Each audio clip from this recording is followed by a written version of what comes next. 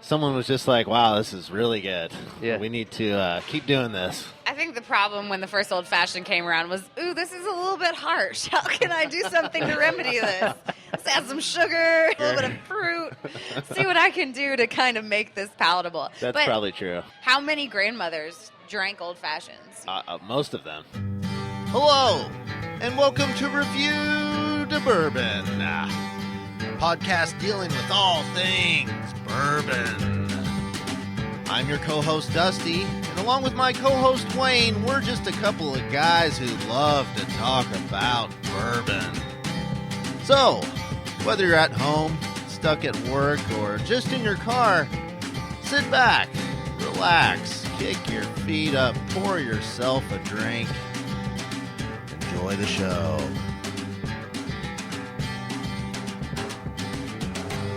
Hey there. Welcome back to Revue de Bourbon, everybody. Coming at you live. Oh, yeah, that's right, Wayne.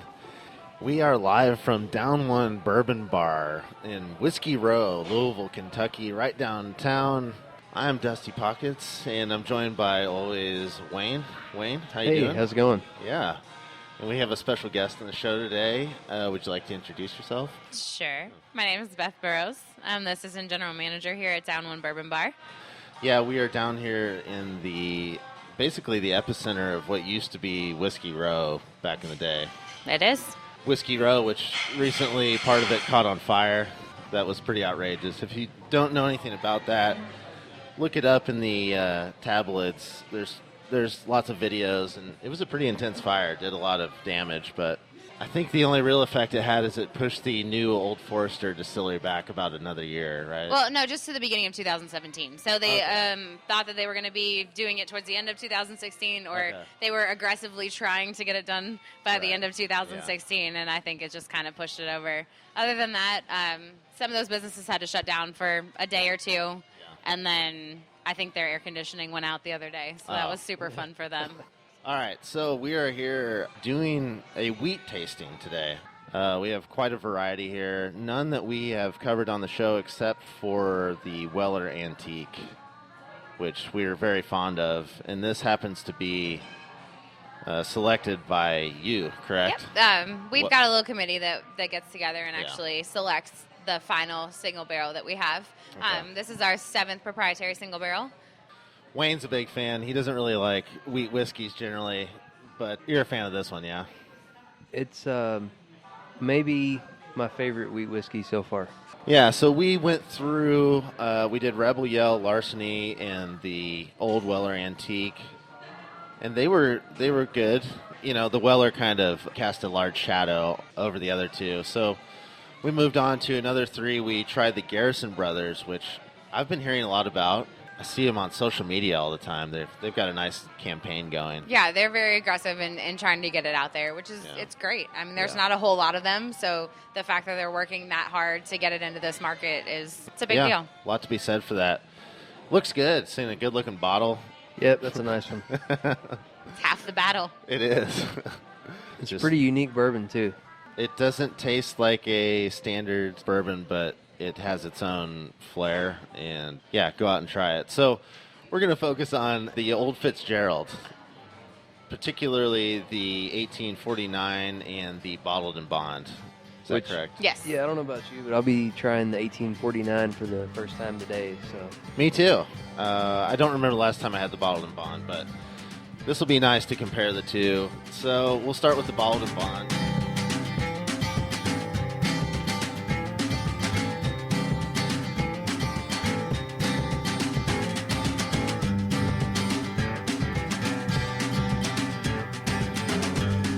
Great looking, old timey bottle, classic looking. And if you aren't familiar with Bottled and Bond, you can always refer to our Bottled and Bond episode where we go through that extensively. There's a lot to talk about, so we won't get into that with the BIB. I'm just happy that it's coming back, in all honesty. The fact that the regulation and the idea of having just the purest form of your whiskey in front of you, it's just, it's nostalgia, It's a conversation piece. Most definitely. Which is what I love. What's your favorite fun fact about it that you always say? About what? The bottled and bond? Yeah. Just that you know what you're getting. All these are bourbons. They're a little bit different from a traditional bourbon in that there's more wheat in them, but you still know how long they've been aged and, even when the grains were grown. That's straightforward, like no holds barred approach. There's Right. so many people that are trying to like mask what they're doing behind closed doors. It's Not really so much anymore, but there was for a while. Yeah. And the fact that people are willing to come out and be like, this is exactly what it is. This is what's in it. This is regulated. And they're usually pretty affordable. So there you go. What do you think of this bourbon? I like this one. I've always liked Old Fitzgerald. It's one of my favorite wheated bourbons. I think it's probably right up there with Maker's Mark, I would say. That might be an unpopular opinion, but... No, not at all. I understand. Still two very well-established brands, Very Two- well established. Two people that have been in this for quite some time. In very different packaging. You have Most definitely. very old school, Old Fitzgerald, and obviously Maker's Mark, so iconic, Right. kind of classy. Yeah, if you were buying off of the look of the bottle, you wouldn't go with this. I like bright colors. That's why I like mellow corn. There you go. So many people were upset when Old Granddad switched over.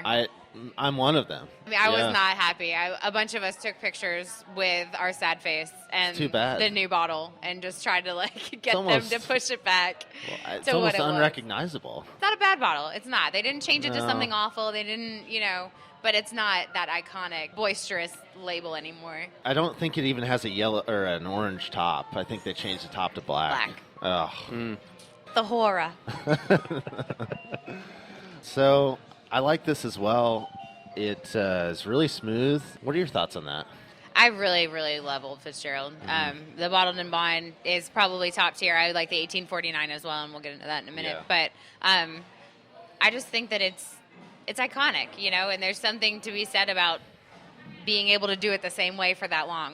And Very it much so. still translates today. I mean, Yeah. whiskey in 1897 wasn't exactly the whiskey that we're dealing with today. No. So if you can actually make something that's going to translate into the palate of today's consumer, it's a big feat. And doing it for less than $20 is very nice. All right, moving on to the Old Fitzgerald. 1849. 1849, yeah. Really cool looking bottle. Old-timey, short, gold label, golden red.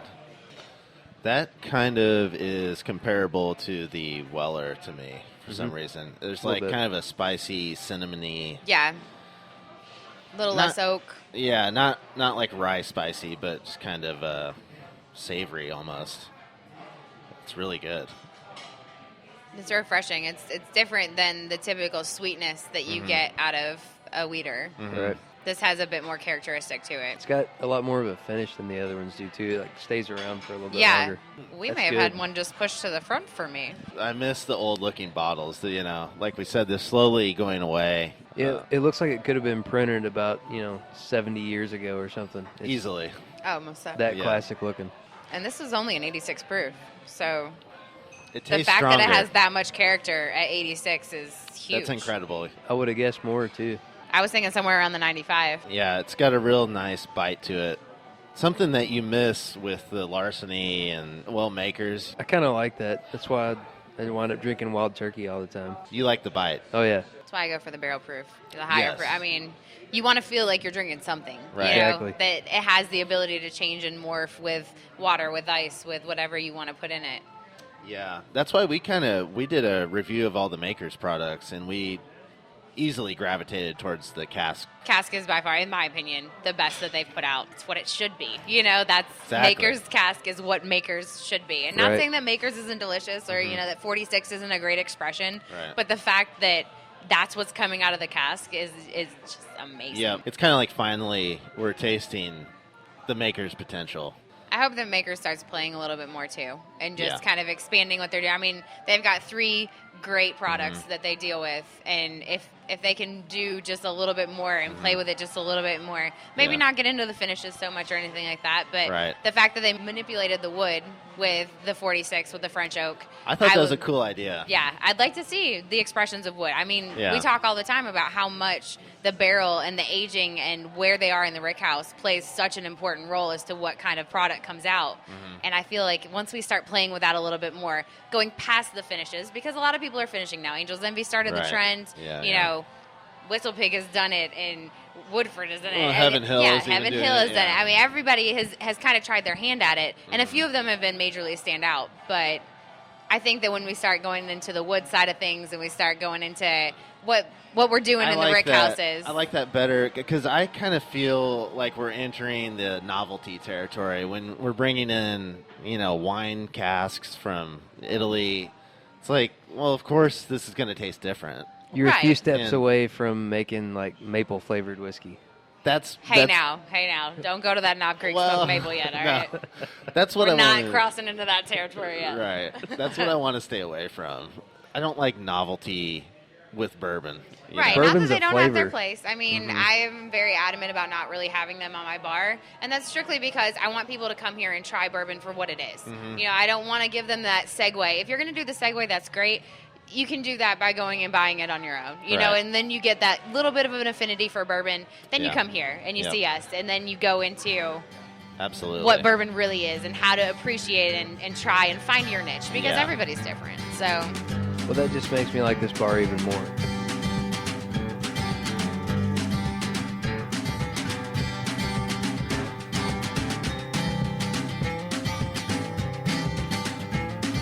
All right, so let's talk about a little bit more about what goes on here. Just as far as like cocktails, you're kind of on the leading edge. You're creating things. You're not just going to Pinterest and doing something that's no, I mean, those are great silly. jumping off points, you Yeah. know, getting your brain rolling, seeing what other people are doing. Yeah. I do a lot of checking into what people are doing on either coast. Mm-hmm. I check a lot into the New York City bar scene, the San Francisco bar scene, Portland, Mm-hmm. New Orleans, and then everywhere in between. Yeah. There's great ideas everywhere. And the fact that you can just kind of look and see what other people are doing and jumpstart your brain. That's exciting. You were talking a little bit about your bourbon stave cocktail. You want to take us through that and Sure. describe that? I really love to smoke cocktails, especially on a bourbon barrel oak stave. We've Now, got a lot of people don't know what smoked cocktail means. Like, how do you smoke a cocktail? There's a couple different ways that you can smoke a cocktail. Okay. You can have the full cocktail ready, and you can put it into some sort of smoker, or you can find a way if they're smoking guns with all sorts of different types of wood. I've used cherry wood. I've lit ham on fire at this point. Wow. That sounds good. We used some Benton's ham and threw some mint leaves in there too, just to kind of see what happens when you burn things. I mean, this is all just a trial and error kind of play thing for us. Man. I'm more interested in science now that it deals with booze than I ever was when I Yeah. was in school.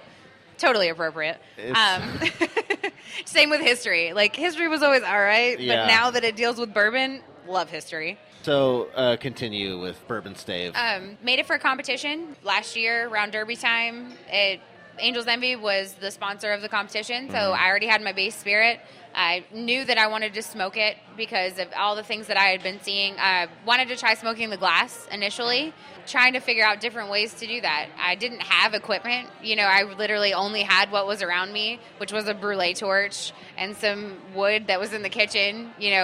We do things sometimes where we present on bourbon barrel oak staves because we're a bourbon bar and we try to be kitschy and cute like that. So just what I had and routed out an oak stave and lit it Kind on of like fire. a cocktail version of Chopped. Yeah, kind of. Just what do we have around? And What can I put together? I mean, we've brought some things in, but when it comes to like the innovation side of things like that with Yeah. the oak stave, it really was just what can I do with what I have? It sounds more like following the scientific method. yeah. Yeah, You know, right. question, a hypothesis. Hypothesis. And had to test it to see what would happen. There you go. It's really very simple. Sweet, because 5th grade science is about where I topped off. So I think that's where we learned that right Me before too. dissecting frogs. A pioneer in the cocktail field. There you go. Yeah, right here. I skipped out on dissecting frogs, by the way. I took an F on that. Did you? I said I'm not participating. I took a stand. It wasn't Yeah, I for did. animal rights or anything. I just get It wasn't grossed like out. PETA, you didn't have blood No, out front. No, I just to get throw grossed on. out super easily. What would you think in the cocktail world lends itself better to wheat bourbon? It what always style of depends, cocktail? depending on what it is and how hot it. Obviously, the Old Fitzgerald 1849 is going to have some sort of different cocktail than the Larceny is because of the lasting effect and everything like that. Yeah. Wheated bourbons tend to kind of fall off in cocktails at times, depending on what you're using. So you want to make sure that you're complementing the spirit more than trying to cover it. Or if you're going to cover it, you just cover it all the way. So what would be some ingredients that would complement, you think, best? I think ginger is a great complement to bourbon in general, but wheated bourbon especially. It gives it a little bit more character, so like a ginger beer. A mule with a wheated bourbon is fantastic. Mm-hmm. I could see it kind of rounding out the ginger sharpness. Yes, it does. When you put a rye with a ginger beer, you're going to have just a whole lot going on. And some people can't really handle that. So it does lend itself really, really well. Any herbaceousness goes really, really well in there. I think a little bit of acidity is really nice. So a lemon or a lime juice, always good to kind of break up what you're doing. Something sharp to go against it's very mellow. It's very smooth. So you need something to contrast that. And then round it out with some other things. Bitters are always really nice. We've got a cocktail here called the Lost Thyme, which is kind of our take on a bourbon and ginger. Okay. So we're doing Maker's Mark, and then we have Stirring's ginger liqueur. We use thyme, lavender bitters, and top with ginger beer. And it's just super easy, refreshing. You still get that bourbon that comes through, but it has a nice complexity of the other flavors. That ginger beer is spicy enough to kind of pull away from the sweet wheat. And you claim not to be a chemist. I'm not a chemist. I definitely don't have the school behind that. But, and this has all just been trial and error. I read way too much. I talk to my boyfriend way too much about stuff that he's like, all right, whatever, it's fine. No, those are all good qualities.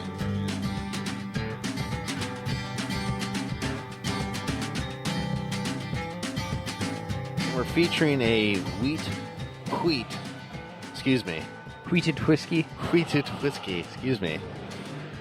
whiskey cocktail here called the Lost Thyme. Very refreshing cocktail, I have to say. Very good. Maybe one that would please the ladies if they're... I think everyone would like this. Yeah. I love it. It would go good with breakfast. I think the thyme might have something to do with that. It would also be good with a steak dinner. Yeah, fresh herbs can really kick up a cocktail, both visually and smellily and tastily. So you're hitting three senses there. Well, the thyme does very tastily in this one. Okay. And now, a word from our sponsors. Hey, folks. Are you tired of always having a dirty car? Yeah, I thought so. Well, not anymore. Thanks to a brand new state-of-the-art product called Really Shiny. Really Shiny guarantees your car is never not really shiny again. All you do is apply, then fly. No haste, no waste. No muss, no fuss. No hassle, no frazzle. Put a chicken in the oven, out comes a turkey. But don't take it from us. Listen to this actual testimonial by an actual customer. Wow, my car is really shiny. That's right, folks. And yours could be too. Just call the number at the bottom of your screen. And for just 5 easy payments of $19.99, you can have Really Shiny. If you call within the next 3 minutes, we'll throw in another bottle and knock off one of those pesky payments. Act now. There's no more grandmas that drink old fashions anymore. I'm going to get my grandma to drink old fashions. I'm going home to New York State for the first time in like 3 years. And my passion for bourbon is about 2.5 years old, in all honesty. I mean, I've always appreciated it for what it was, but I didn't really have this that I have now for it. So my little sister is getting married. Congratulations, baby sister. Yeah. And I'm going to be taking a lot of bourbon to Western New York and educating as many people as I possibly can so that, they can't get their hands on anything that they fall in love with. Yeah, bring the knowledge. Thanks a lot for joining us. No problem, guys. Thanks for our show. It's nice to have somebody on this show that knows something about. You really, you know your stuff. Thank you. We usually have people that just like to drink and not so wrong much with that. concerned about the us. bourbon. Yeah. Have a great appreciation for people that like to drink. They totally drive my business, so I'm okay with that. Well, let's talk about this business. This is Down One Bourbon Bar, located at the end of one of the bridges, 2nd Street Bridge in Louisville. Super convenient to get to. And it's located on the Urban Bourbon Trail, We are. which I'll just let you talk a little bit about that. Well, as of right now, the Urban Bourbon Trail is 34 bars and restaurants in the city of Louisville that have at least 50 bourbons on their shelf, have been open for a year, utilize bourbon in their food recipes. So they're serving things that have bourbon in them. They have to have flights. It's not just any Joe Schmo off the street that wants to, be a part of this. So you have to have some of these qualifications. There's a book. It's adorably awesome. The Passport? The Passport for tourists is great. Not only does it have an awesome look to it, and it's a plethora of information. It talks about what Louisville was in the beginning. Each bar and restaurant is highlighted with amenities and hours and what you should get when you go there and what they used to be and what they are now. And it is a really plethora nice. of information. Yep. And you get to keep that. You only have to go to 6 of us. You get a passport stamped, and then you get a certificate that says that you've completed the Urban Bourbon Trail. You get a T-shirt like everything else with bourbon. Yeah, everybody loves T-shirts. Drink lots of bourbon, get a T-shirt. It's our philosophy of Kentucky. And it's an experience too, because you get to go to all these different bars and you get to see how they do bourbon. Asia Teak is not doing the same bourbon stuff that we're doing here. Not at all. Neither is the Silver Dollar. Neither is Doc Crow's. Sidebar is totally different. So yeah, and I would recommend sitting at the bar, talking to your bartender. These bartenders are going to know what they're talking about, just like Beth does. So if you're here staying in downtown Louisville, experiencing the real Bourbon Trail, you might as well do a 2-for-1 and do the Urban Bourbon Trail. It's a great compliment. You're there during the day, you come back here during the night, hit a few bars, stop down here, have a really high-quality cocktail. There's over 160 bourbons here, is that correct? Yep, I think we're at like 167 right now, but I can't quote That's for sure. enough. Over 100's enough for me. That's where we started. Yeah. When we opened our doors 2.5 years ago, that's what we said, 100-plus bourbons, and we have grown immensely since then. So That's fantastic. It makes it slightly hard to choose what you want, though. Our bourbon menu is actually 5 pages long. It's daunting. I want one of each. But I don't know how long that'll take. We actually had a couple when we first opened that I don't think they tried all of them, but they did have a strategic list in which they tried as many as they possibly could, and then they would come back each week and they would narrow it down. Wow. He would try 3 and she would try 3, and they would split them and go from there. It was probably 2 years later when they came to a consensus of who had what favorite after going through as many bourbons as they could possibly. I mean, they had Good for them. this chart system. It was adorable. It was amazing. Well, this is a very approachable place. It's got that cool speakeasy kind of feel. The prices are right, and I can tell you the Weller Antique is well worth the price. Oh, yeah. Whatever it is. It's only $10. Our proprietary Fantastic. single barrel is $10. And all of our old fashions, all of our Manhattans are made with a proprietary single barrel unless you specify otherwise. So every Manhattan that we have, each proprietary single barrel has a Manhattan that is catered specifically to it. So our Manhattan now has Barolo Chinato sweet vermouth, which if you've never had it is one of the top tier, in my opinion, sweet vermouths. And we use a peach and a whiskey barrel bitters. So it's a nice spring, well-rounded. Hey, not really relevant, but just curious, what kind of glass do you serve those in? Coupe glass. Okay. Oh, okay. There you I got go. in an argument with my GM in the very beginning of all of this. Wanted to use a martini glass? Yep. Thank you for not doing that. Yes. No problem. We are steadfastly against the martini glass. I am as well. Martini glasses are for martinis. Yeah, there we go. Thank you. Thank you. It's in the name. I thought we were alone on this journey. No, you are definitely not alone. I will conduct that train any day. And it's like they're designed to be awkward to hold and easy to spill, right? They're Martini designed for glasses. fingernails, fake fingernails. Okay. There you go. Finally, some confirmation. We went through and I went back and tried to figure out what they began serving them in and everything. And I mean, it's no conclusive evidence. Obviously, the internet didn't exist way back when. But I come down to the idea that I think a coupe glass is the perfect fit for a Manhattan. Good. All right. Well, thanks so much for joining us tonight. No problem, guys. And, Thanks for coming having out, us having here. This was a great experience. You guys have a great thing going on. Once again, if you're new to the show, we're all over social media, and we would love for you to follow us at Revue de Bourbon. That is where you follow us on any form of social media. If you'd like to contribute to the show, our show is free, by the way. It's completely free. Yeah, that's amazing. Isn't that? It's free. That's unbelievable. We're doing this for nothing? I wouldn't say for nothing. Oh, but okay. Not for dollar bills. Okay. So this show is free. If you would like to contribute, you can go to revuedebourbon.com and hit the PayPal button. It's just one click away. Real easy. Suggested donations $5, but you can leave any amount you'd like. I would suggest like several 100,000. We're always looking forward to hearing from you guys. Anything you want to say or ask, there's no question out of bounds, right? None. It doesn't even have to do with bourbon. Yeah, you can just ask us what TV show we're into right now. Right. For me, it's The Bachelorette, but it's over, so boo-hoo. No, I'm just kidding. If you do come to Louisville, check out Down One Bourbon Bar. Come see Beth. She'll make you a hell of a cocktail. I can pour bourbon really well, I promise. We had a good time with wheat whiskeys. We hope you learned a little something as well. I know I did. They're out there. There's more than you think. A lot of people think that it's Pappy only or Makers. Those are the two that get labeled wheat bourbons. I don't see how you could get much better than this 107 Weller, though. Mm-hmm. And I don't have Bowman here right now, but look into the Abraham Bowman Distillery out of Virginia as well. They've got some really cool stuff brewing over there. One of them is a wheat. Okay. The rest, they've got a vanilla. And they're Good doing stuff. it right, though. They're not doing an infusion. They're not doing anything like that. Their vanilla is bourbon with a little bit extra vanilla kick instead of being an oversaturated. Mm-hmm.